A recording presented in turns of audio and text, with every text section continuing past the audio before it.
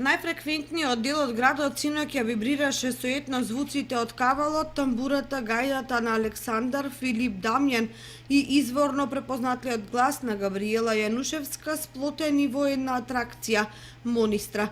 Виничани празничниот музички амбиент го споделуваа од околните кафулињи и градскиот парк. Инаку етногрупата Монистра со досегашните концерти и настапи во Република Македонија и на меѓународни фестивали се етаблира како многу успешен презентер на македонската етномузика која се следи со силно внимание. Групата свири македонска етномузика на изворни инструменти. Музиката е збогатена со модерни аранжмани, се со цел да ги задоволи вкусовите на сите генерации. Групата настапувала во Израел, Франција, Египет, Турција, Словенија и Хрватска. Павлоденското чествување продолжува денес со првиот официјален турнир во ракомет во организација на ракометниот клуб Тороспорт. А учесници се 4 града: Македонска Каменица, Прилеп, Кавадарци и Куманово, а победниците ќе бидат прогласени утре.